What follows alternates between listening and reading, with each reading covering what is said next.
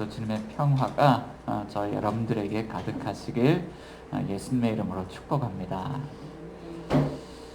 우리가 지난주에 변화산 사건, 또 귀신 들린 아이 하나를 치유한 사건을 가지고 말씀을 나눴는데요. 자, 이제 예수님께서 제자들을 데리고 변화산 사건, 그리고 귀신 들린 아이를 치유했던 그 지역 가이사랴 빌립보를 떠나서 이제 갈릴리 지역으로 그리고 가버나움 집으로 돌아오셨습니다.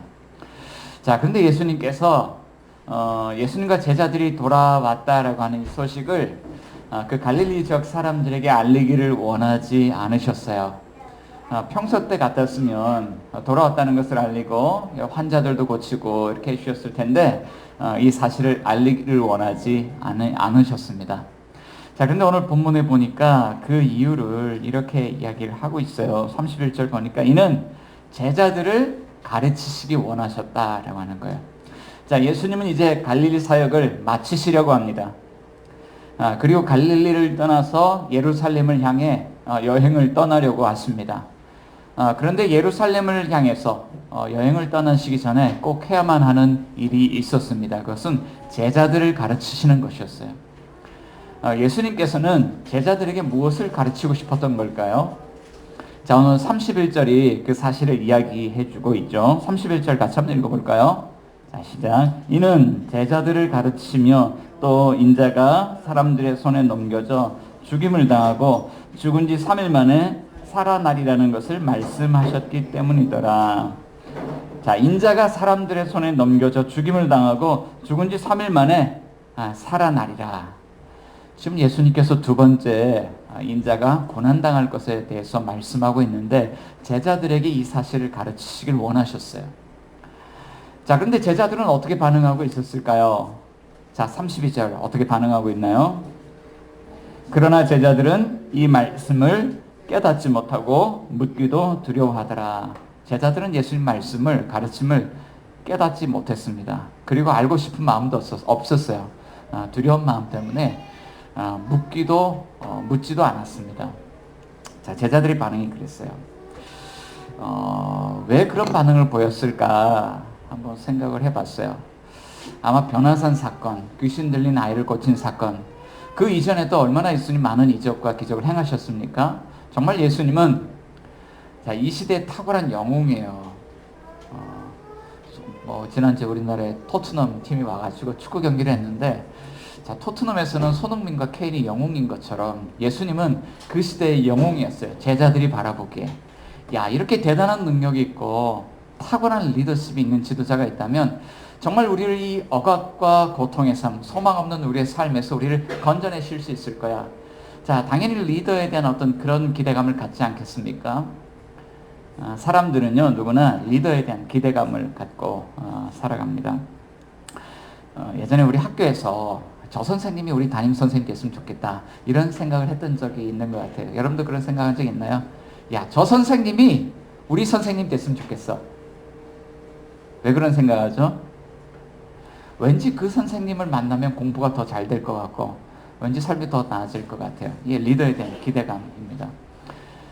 요즘 저희 그 아이들 사형제와 함께 매주마다 한 명씩 돌아가면서 1대1 데이트를 하고 있습니다. 그런데 이제 아이들 사형제가 아주 대단한 기대감을 갖고 있어요. 이번에 아빠랑 데이트를 하면 어떤 재미있는 일이 기다리고 있을까? 제가 우리 동두천 소식도 들었는데 그렇지 않습니까? 야, 이번에 아빠랑 나가면 어떤 재미있는 일이 우리를 기다리고 있을까? 자, 우리는 이런 리더에 대한 기대감이 있습니다. 자, 그렇지만 예수님은 제자들에게 진실을 알려주기를 원하셨어요. 자, 예수님이 우리에게 왜 오셨는지, 왜 예루살렘으로 가셔야만 하는지. 자, 그것은 예수님에게 이 세상을 정복할 만한 대단한 능력과 탁월한 리더십이 있지만 그는 세상의 권력을 탐하러 오신 그런 정복자로 오신 분이 아니었죠. 자, 그는 버림당하고 죽임당하기 위해서 오신 메시아라는 것을 제자들에게 가르치길 원했습니다. 자, 이때 마침 좋은 질문이 하나 생겼어요. 가이사랴 빌립보에서 가버나움 집으로 돌아오는 길에 제자들이 서로 말다툼을 하고 있는데 예수님이 그 사실을 들으셨습니다. 그리고 집에 와서 물으십니다. 너희가 길에서 서로 토론한 것이 무엇이냐? 자, 그렇지만 제자들은 침묵하고 있습니다. 예수님에게 그들의 마음을 들킨 것 같았거든요. 자, 그들은 부끄럽게도 예수님으로 말미암아 앞으로 얻게 될 엄청난 부와 성공을 기대하면서 서로 누가 크냐라는 질문을 가지고 말다툼을 하고 있었습니다. 자기 입으로 이렇게 부끄러운 것을 이야기한다는 게 참 얼마나 창피하고 그렇습니까? 자, 그런데 한번 생각해 볼게요. 2000년 전의 제자들은 성공할 것을, 예수님 때문에 성공할 것을 기대하면서 서로 누가 크냐 말다툼을 벌였는데, 자, 오늘 우리는 제자들과 다를까요? 다릅니까? 자, 여기에 성공하고 싶지 실패하고 싶은 사람이 있습니까? 여기에 높아지고 싶지 낮아지고 싶은 사람이 있습니까? 여기에서 경쟁에서 살아남고 싶지 밀려나고 싶은 사람이 있습니까?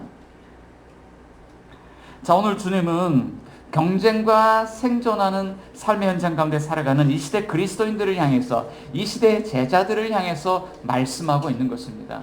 자, 주님은 오늘 본문을 통해서 우리에게 무엇을 말씀하실까요? 자, 첫 번째입니다. 신자는 가장 작은 자 한 사람을 섬기는 사람이 가장 큰 사람인 것을 알고 섬기는 삶을 살아야 한다라고 오늘 본문 우리에게 말씀하고 있습니다.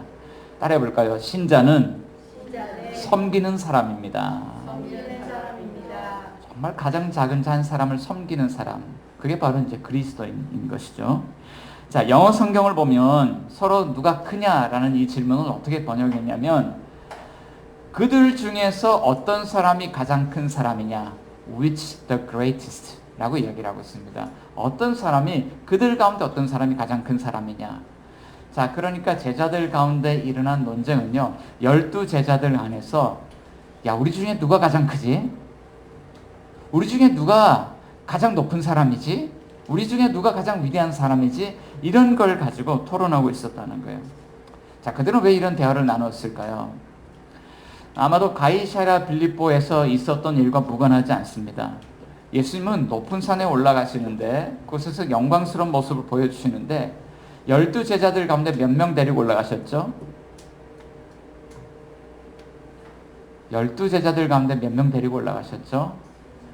3명만 데리고 갔어요. 어디 좋은 데 가는데, 만약에 제가 어디 좋은 데 가는데 한결이 승우만 따라오고 나머지 애들은 저기 기다리고 있어. 자, 그러면 남아있는 우리 친구들 마음이 어떨까요? 킹받네. 엄청 킹받지 않을까요? 자, 그때 산 밑에 남겨져 있던 9명의 제자들 마음이 그랬을 것 같아요. 킹받았죠. 자, 그런데 이번이 처음이 아니었습니다. 예전에 회당장 야이로의 딸이 죽었는데 그 딸을 살릴 때에도 예수님은 그 세 사람만 데리고 가셨어요. 그 세 사람 누굽니까? 베드로, 야고보, 요한. 자, 이 제자들은요, 베드로, 야고보, 요한 때문에 킹 받았어요. 자, 그런데 다른 제자들이 서운한 마음은 있었지만, 그러면 이 세 사람 가운데 누가 제일 크지라는 이런 논쟁을 하는 거예요. 베드로, 야고보, 요한 중에 누가 제일 클까요? 자, 그런데 이것은 그들에게도 중요한 질문이었습니다. 왜냐하면 예루살렘에 입성해서 만약에 예수님이 정말 정치적으로 큰 성공을 거두게 된다면, 그래서 큰 부와 영예를 우리가 얻게 된다면, 그때 예수님께 가장 크다고 인정된 그 사람에게 우린 줄을 서야 되잖아요. 자, 그러니까 이 문제는요, 남아있는 9명의 제자들에게도 중요한 이슈였습니다. 자, 이때 예수님이 가장 큰 사람, the greatest, 가장 큰 사람에 대해서 말씀하십니다. 자, 누가 가장 큰 사람이냐? 35절 같이 한번 읽어볼게요. 시작. 예수께서 앉으사 12제자를 불러서 이르시되, 누구든지 첫째가 되고자 하면 무사람의 끝이 되며 무사람을 섬기는 자가 되어야 하리라. 그러니까 어떤 사람이 제일 크죠? 무사람의 끝이 되며 무사람을 섬기는 자가 되어야 하리라. 자, 이 말씀 보면, 자, 예수님이 누구든지 첫째가 되고자 하면 그래요. 자, 예수님은 첫째가 되는 것, 1등 하는 것 반대하실까요? 찬성하실까요? 네, 1등 하는 것 주님 보시기에 그 나쁘다, 1등 하면 안 된다, 그렇게 말씀하지 않으세요. 여러분 1등 해도 괜찮습니다. 자, 그런데 주님께서 하시는 말씀이 있는데, 누구든지 첫째가 되고자 하면, 제자들이 생각하는 1등과 예수님이 생각하는 1등이 같습니까? 다릅니까? 달라요. 예수님은 제자들의 마음을 압니다. 그것을 반대하지 않습니다. 근데 1등이 되고자 할 때 예수님이 원하시는 1등이 되어라. 자, 그 사람이 누굽니까? 무사람의 끝이 되며 무사람을 섬기는 종이 되라는 것입니다. 자, 예수님은 왜 이 주제를 이렇게 중요하게 다루고 있을까요? 당시 유대 문화나 그리스 로마 문화에서 이 서열 문화가 참 중요했기 때문에 그래요. 오늘 우리가 이 시대를 살아가면서 우리에게도 서열 문화가 참 중요시되는 곳이 있습니다. 어디일까요? 군대입니다.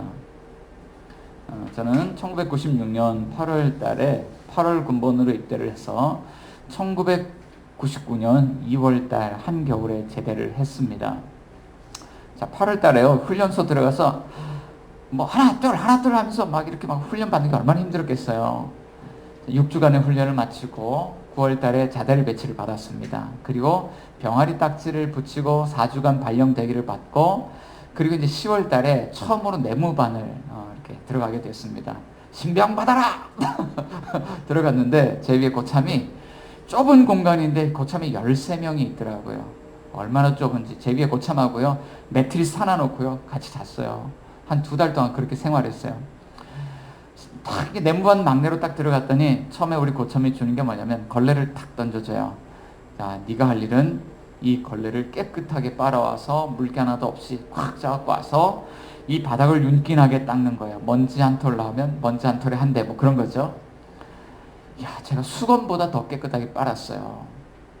그리고 물기 없이 짠다고 이거를 수도꼭지에 이렇게 딱 수건을, 젖은 수건을 걸어가지고 이렇게 돌려가면서 정말 탈수기보다 더 탈탈탈탈 그렇게 짰어요. 그리고요, 저기 병장님 제일 위에 고참 말년병장 침상부터 해서 깨끗하게 닦는 거예요.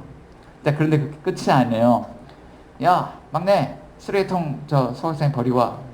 쓰레기통을 가지고 소각장에 갔습니다. 갔더니 우리 일병 컴컴한 데서, 어둡고 컴컴한 데서 우리 일병 주임 고참이 툭 튀어나오는 거예요. 야, 너 고참들 이름 다 외웠어? 야, 너 밥 먹을 때 희죽희죽 대지 마. 그래서 군기를 잡는 거예요. 내가 이 삶을 언제까지 살아야 되지? 앞이 깜깜했습니다. 내무반에 돌아왔습니다. 고참들은 전부 다 그 TV에 무슨 가요 무대 이런 거 있잖아요. 막 젊은 아이돌 나와서 막 노래, 그런 거 보고 있는데, 저는요, 나가서 이제 워카 또 투켈 가서 막 워카 따고 들어와요. 그럼 들어와서 관물함 정리하고 침상 정리하고 신발 쫙 줄 맞춰놓고, 그럼 이제 점호 준비가 끝나는 거예요. 자, 그렇게 해서 한 2달을 그렇게 살았던 것 같아요. 그리고 후임이 탁 들어오니까, 제 밑에 쫄다가 들어오니까 그 삶에서 이제 한 단계 벗어나서 또 이제 좀 더 쉬운 그런 임무들을 맡게 되더라고요. 그러고 나서 고참을 이렇게 봤습니다. 처음엔 고참들이 얼마나 얄미워 보이든지.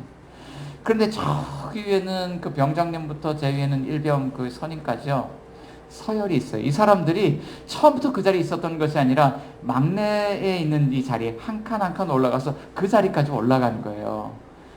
야, 소연할 때가 있습니까? 힘들다고 우리도 다 했어 임마, 그러죠. 자, 군대에는요 이렇게 서열 문화가 있습니다. 앉는 자리가 있고 다 달라요.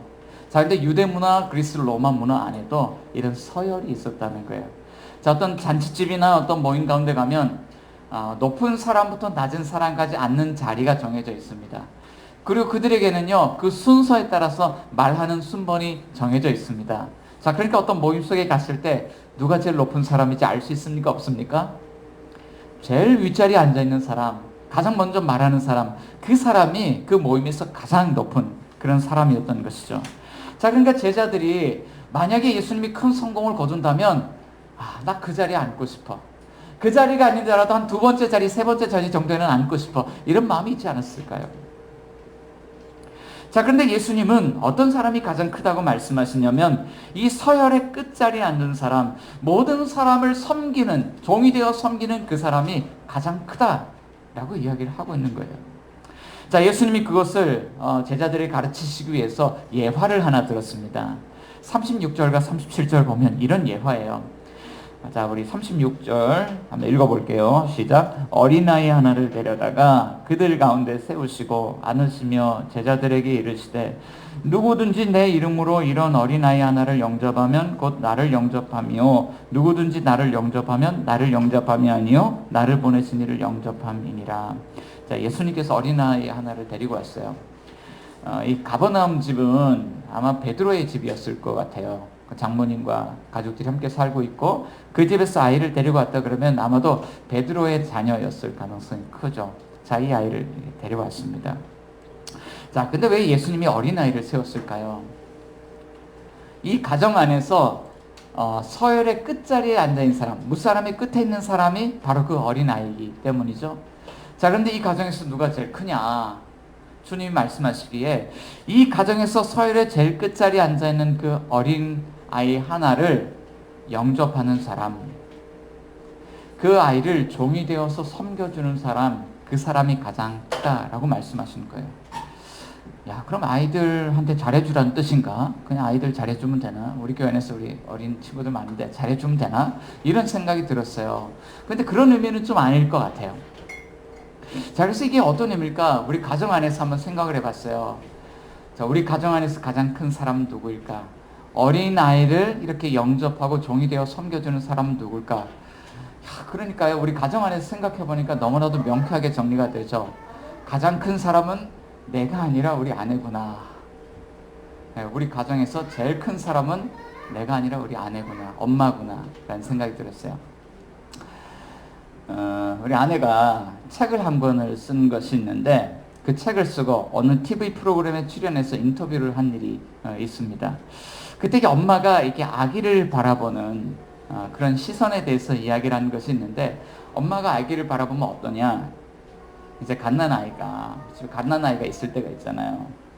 지난 한 10년 동안 집에 갓난아이가 없을 때가 별로 없었어요. 아이가 항상 있었어요.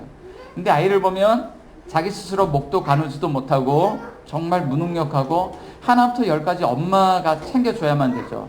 완전히 엄마에게 의존적인 그런 존재입니다. 그런데 이 엄마가 이 아이에게 어떤 삶을 살아가냐면 아이한테 매여서 완전히 종이 되어서 살아가는 거예요. 여러분, 종이 되어 살아간다는 거 별로 달갑지 않죠? 어디에서 매여 사여서 막 하라는 대로 하는 삶이 쉽지 않잖아요. 자, 그런데 이 아이를 돌보는데, 아이를 돌보는 게 정말 힘들지만 이것이 싫고 귀찮고 그런 일이 아니에요. 엄마에게는 이 아이를 기뻐하는 마음이 있습니다. 이 아이를 즐거워하고 사랑하는 마음이 있습니다. 가족들은 아이가 태어났을 때요, 이 아이를 환대하며 받아줍니다. 그게 무슨 의미냐면 영접한다는 의미가 그런 거잖아요. 환대하고 받아주고 섬겨주고. 근데 엄마는 아이를 그렇게 한다는 거예요. 자, 우리 공동체 안에서 이걸 한번 적용을 해본다 그러면 이런 거죠. 가정에서 어린아이가 있는 것처럼 우리 공동체 안에도 정말 가장 어린 신자가 있습니다. 그런데 주님께서 이 어린아이 하나를 영접하라, 이 어린아이 하나를 기뻐하면서 그 종이 되어서 그를 섬겨주라는 이야기는 뭘까? 아, 그거구나. 영적인 부모가 되라는 이야기구나. 공동체 안에서 주님이 가장 큰 사람은 어떤 사람이냐고 말씀하시냐면, 이 어린 신자들을 돌보는 영적 부모가 되어서 이 공동체를 이렇게 잘 기쁜 마음으로 잘 섬겨주는 그 사람이 공동체 안에서 주님 크다고 말씀하시구나. 교회 안에서 목사님, 장로님, 권사님, 안수집사님 이렇게 높은 사람 되라는 이야기가 아니죠. 어디 모임을 할 때에 그 모임 가운데 자기 어떤 인기가 있다는 것, 어떤 영향력을 과시하기 위해서 높은 자리에 앉으라는 이야기가 아니죠. 주님이 말씀하시는 것은 누가 보든 보지 않든 어린 신자를 돌보는 영적 부모가 되기를 힘쓰라. 영적으로 성숙한 신자가 되기를 힘쓰라는 것이죠. 자, 그러면 주님께서 어떻게 하시냐면 그 사람을 높여주시겠다고 말씀하시는 거예요. 자, 우리는 왜 그런 존재가 되기를 힘써야 될까요? 두 번째, 하나님 나라에서는 어떤 부류의 사람들보다 섬기는 자가 더 큰 서열을 가지고 있기 때문에 그래요. 하나님 나라에도 서열이 있습니다. 주님께서 이 사실을 가르치셨을 때 이걸 잘 받아들일 수 없는 한 사람이 있었습니다. 그는 요한이라는 제자입니다. 예수님께서 순환 예고를 처음 하셨을 때는 베드로라는 제자가 와서 예수님을 가로막더니 이번은 요한이라는 제자가 예수님 앞에 섰습니다. 그리고 이렇게 이야기를 해요. 38절 우리 같이 한번 읽어볼게요. 시작. 요한이 예수께 여짜오되 선생님 우리를 따르지 않는 어떤 자가 주의 이름으로 귀신을 내쫓는 것을 우리가 보고 우리를 따르지 아니함으로 금하였나이다. 자, 이 요한이라는 제자가 누구를 봤습니까? 우리 친구들 앞으로 우리 예배 드릴 때요, 성경책을 한 권씩 좀 가지고 오세요. 말씀 못 보니까 대답을 할 수가 없어요. 자, 이 요한이 어떤 사람 봤냐면 어떤 자가 주의 이름으로 귀신을 내쫓는 것을 보았어요. 자, 그런데 문제가 뭐였을까요? 주의 이름으로 귀신을 내쫓는 일을 하는데 그 사람은 제자가 아니에요. 우리를 따르지 않는 사람이에요. 자, 그래서 요한이 어떻게 했을까요? 야, 당신 우리를 따르지 않는데 왜 예수의 이름을 마음대로 도용해서 귀신을 내쫓아? 당신은 예수님의 이름을 사용할 수 없습니다. 사용하지 마세요. 이제 그걸 이제 금지했다는 거예요. 자, 이게 질문이 하나 있어요. 요한이 문제 삼는 것이 그는 우리를 따르지 않는 사람입니다. 우리라는 단어를 사용하고 있어요.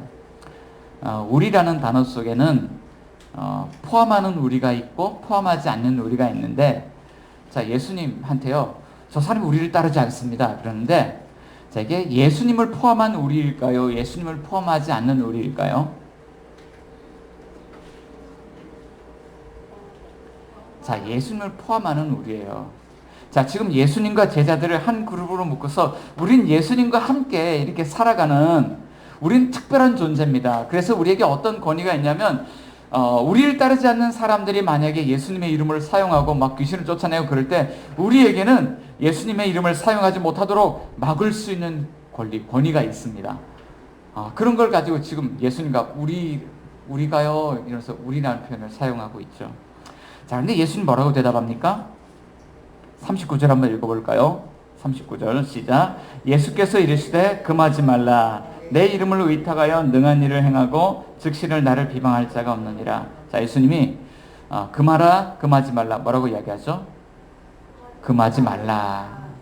금하지 말라는 거예요. 왜냐하면 그 사람은 내 이름을 의탁하여 능한 일, 능력을 행하는 사람이기 때문에, 그리고 내 이름을 의탁하여 능력을 행하는 그 사람이 나를 비방하지 않을 것이기 때문에, 자, 그는 나뿐만 아니라 우리도 반대하지 않죠. 그런 사람은 우리를 반대하지 않는데 결과적으로 그는 우리를 위하는 사람이다. 주님이 그렇게 말씀하셨어요. 근데 여기에 참 묘한 그런 분위기가 흐르고 있습니다. 예수님은 그 귀신을 내쫓는 어떤 사람에 대해서 내 이름을 의탁하여 능력을 행하는 사람이라고 이야기하고 있는데, 생각해 볼게요. 얼마 전에 귀신 들린 아이에게서 귀신을 내쫓지 못한 제자들, 그들은 어떤 사람들이란 얘기죠? 예수님의 이름을 의탁하지도 않고 귀신을 내쫓지 못하는 사람들. 자, 제자들은 예수님, 우리가요 이렇게 이야기를 하고 있는데 예수님은 어떻게 이야기하고 있냐면, 우리가 웃으시는 거예요. 너희가 내 이름을 신뢰하지도 의탁하지도 않으면서 우리가, 자, 그 사람은 우리를 위하는 사람이지만 너희는 우리라는 표현을 써가면서도 사실은 예수님을 신뢰하지 않고 의지하지 않고 오히려 이제 예수님과 관계를 맺고 예수님께 나오기 시작한 그 사람을 나오지 못하도록 너희가 우리를 반대하는 일을 하고 있다. 주님께서 그렇게 말씀하시는 것이죠. 자, 주님 보시기에 어떤 사람이 큽니까? 예수님을 믿고 귀신을 내쫓는 권능을 행하는 사람이 큽니까? 예수님을 믿지 않는데 제자라는 그런 허울을 쓰고 주님을 따르는 사람들이 큽니까? 주님 보시기에는요, 믿는 사람이 큰 거예요.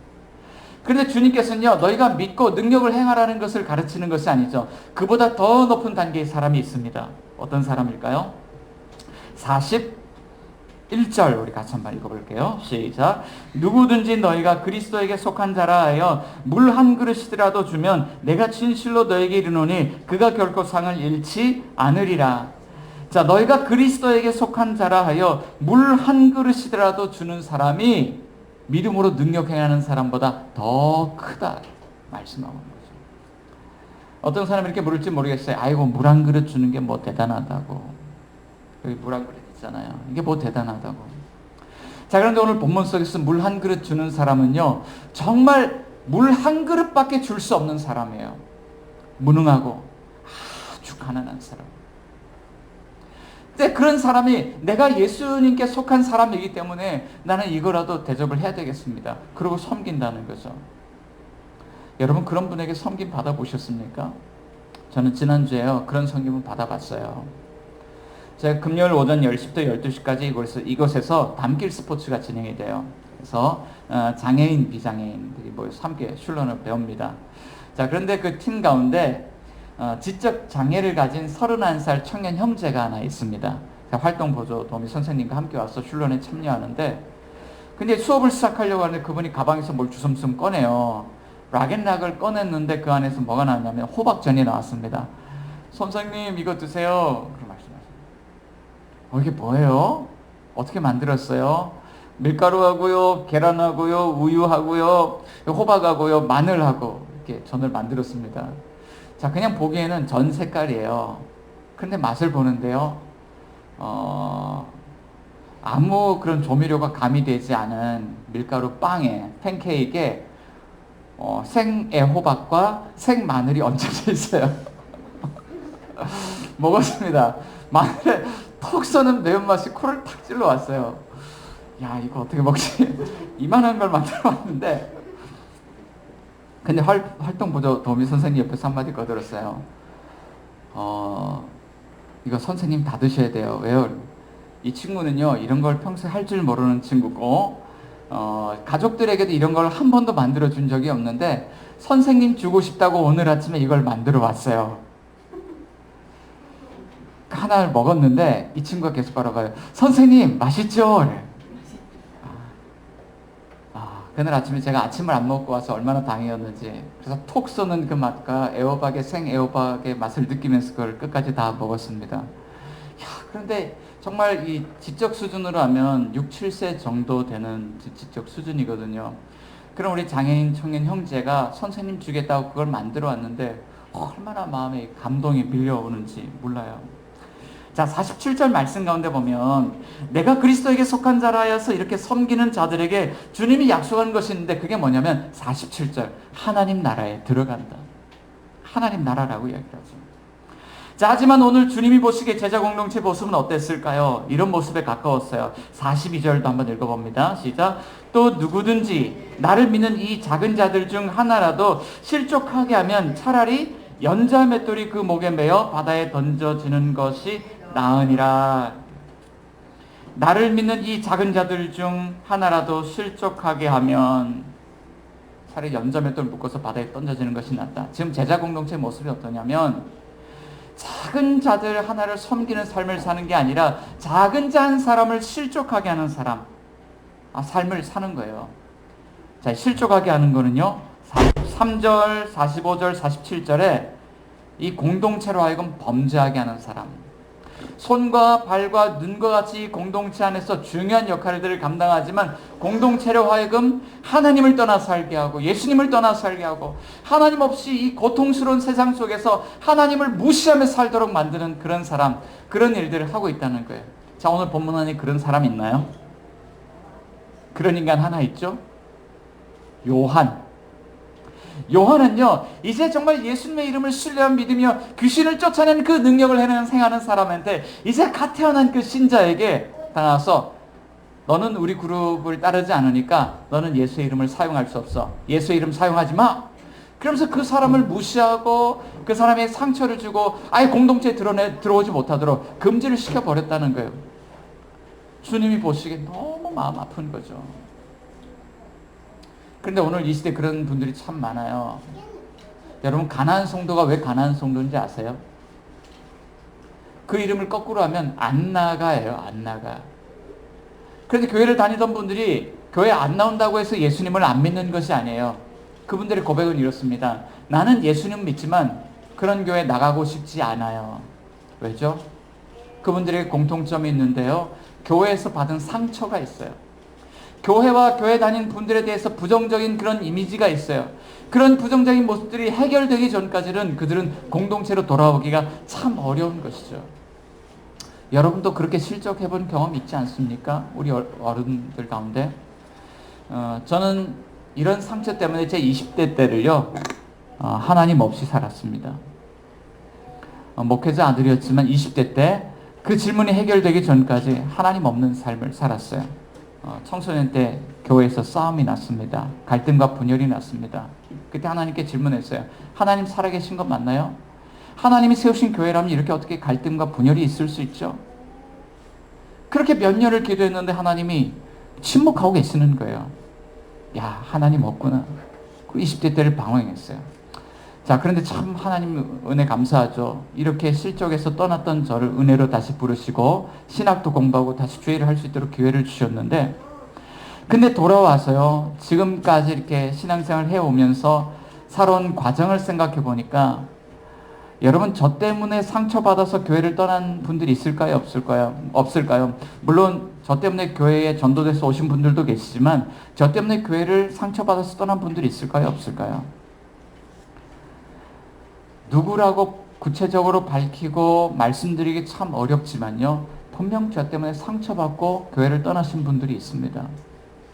그럼 이런 질문을 해보는 거예요. 오늘 요한이 주님을 따른다고 하면서 사람들 실족하게 하고 교회로부터 떠나도록 이런 죄를 범하는 삶을 살게 만들었는데, 야, 누가 요한이냐? 주님이 물으시는데요, 이렇게 대답할 수밖에 없어요. 주님, 제가 그 요한이었군요. 여러분도 신앙생활하면서 상처받는 그런 경험이 있을 수도 있는데, 또 여러분들 때문에 교회 상처받고 실족한 분들이 있지는 않습니까? 누가 요한이냐는 질문에 여러분들은 어떻게 답하시겠습니까? 자, 그러면 저 같은 경우는 이런 거예요. 그럼 나는 이미 하나님 나라에서 큰 자로 살아갈 자격이 없네요. 그럼 이 불가능한 사람한테 하나님 나라에서 큰 자가 되라고 주님 가르치시는 겁니까? 여러분, 이 불가능한 일 일어날 수 있습니까? 만일 아니다, 너희도 하나님 나라에서 큰 자가 될 수 있다고 가르치는 거면 어떻게 그것이 가능하죠? 오늘 마지막 메시지예요. 주님은 이렇게 말씀하십니다. 오늘 우리를 섬겨주시는 진정한 가장 큰 사람, 진정한 더 greatest가 오늘 우리에게 있기 때문에 가능하다라고 말씀하고 있습니다. 따라봅시다. 오늘 우리에게는 진정한 가장 크신 분이 있습니다. 자, 우리가요, 찍혀 버림당해야 될 존재가 우리구나, 내가 요한이구나, 이것을 깨닫는 순간 우리는 어떤 삶의 자리에 가 있냐면, 우리가 무사람의 끝자리에 가 있어요. 정말 우리를 구원하는데, 수를 구원하는데 무능력하고, 정말 100% 하나님의 은혜가 아니면 살아갈 수 없는 존재, 정말 무사람의 끝에서 찍혀 버림당할 수밖에 없는 그런 존재. 자, 그런 우리에게 무슨 희망이 있습니까? 그런데 오늘 여기 주님께서 희망의 메시지를 말씀하고 있는 거예요. 37절 우리 다시 한번 읽어볼게요. 37절 시작. 누구든지 내 이름으로 이런 어린아이 하나를 영접하면 곧 나를 영접하며, 누구든지 나를 영접하면 나를 영접함이 아니요 나를 보내신 이를 영접함이니라. 자, 이런 어린아이 하나를 영접하라 말씀하시는데, 이런 어린아이 하나와 자신을 동일시하는 분이 있습니다. 그 아이 영접하면 나를 영접하는 거예요. 누구죠? 예수님이죠. 자, 그런데 예수님께서 또 무엇이라고 말씀하시냐면, 예수님과 또 자신과 동일시하는 분이 있어요. 자, 그런데 너희가 나를 영접한다 그러면 나를 영접하는 것이 아니라 누구를 영접하냐면 나를 보내신 이를 영접하는 거야. 예수님이 누구와 또 동일시합니까? 나를 보내신 이 하나님과 동일시하고 있어요. 예수님은 어떤 분이냐? 하나님과 동등되신 분인데, 하나님으로부터 무사람의 끝에 있는 그 사람의 자리에 보냄받은 사람, 무사람의 끝에 있는 사람과 동일시하기 위하여서 오신 분. 자, 그런데 예수님이 무사람의 끝자리에 있는 사람과 어떤 방식으로 동일시할까요? 오늘 본문을 통해서 주님이 가르치시고자 하는 것이 바로 그것이죠. 31절 어떤 방식입니까? 31절 다시 한번 읽어봅니다. 시작.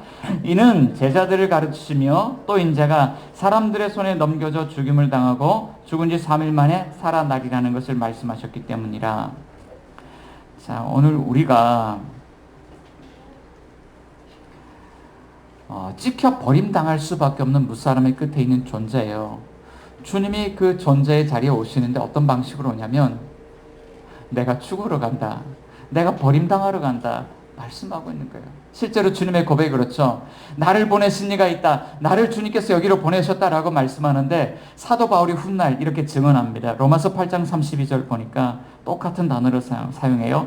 자기 아들을 아끼지 아니하시고 우리 모든 사람을 위하여 내주신 이가 어찌 그 아들과 함께 모든 것을 우리에게 주시지 않겠느냐. 자, 우리가 사람들에게 넘겨졌어요. 버림받았어요. 그런데 누가 넘겨줬냐면 하나님이 이 예수님을 넘겨줬다는 거예요. 하나님이 예수님을 버리셨어요. 왜요? 버림당할 수밖에 없는 우리를 건져내어서 하나님 나라의 가장 큰 자의 그 자리에 상급을 하나님이 선물로 주시기 위해서 여기에 십자가의 의미가 있죠. 십자가는 어떤 자리입니까? 무사람의 끝에 있는 우리의 삶의 자리가 예수님의 자리와 맞교환되는 위대한 교환이 일어나는 자리라는 거예요. 자, 그러니까 주님께서 우리의 삶의 자리를 바꿔주실 때 우리는 어떤 삶을 살아갈 수 있습니까? 우리는 그리스도에게 속한 자라여 살아가는데 우리는요, 하나님이 결국 우리를 가장 높은 그 자리에 높여주실 것을 알고 있어요. 끝자리에 가서 우리는 무사람의 끝자리에 있는 사람들과 함께 지내도요, 우리는 어떤 삶의 자리에 올라가냐면 결국 주님이 올려주실 것, 높여주실 것을 알아요. 그러니까 얼마든지 낮은 사람들과 함께 동행하며 낮아진 삶의 자리에 있는 사람들에게 우리 자신을 내어주는 삶을 살아갈 수가 있는 것이죠. 사랑하는 여러분, 여러분은 진정으로 가장 큰 사람으로 오신 예수님 때문에 여러분도 하나님이 여러분들을 높여주신다는 사실을 믿습니까? 하나님이 여러분들을 the greatest, 가장 하나님 나라에서 가장 큰 자로 삼기를 원하신다는 것을 믿습니까? 그렇다면 여러분들도 이제 섬김의 삶을 시작하십시오. 그리스도께 속한 자로 살아가십시오. 하나님께서요, 저와 여러분들을 가장 높은 하나님의 아들 그 자리에 높여주시고 앉혀주실 것입니다. 우리 같이 한번 기도하기를 원합니다.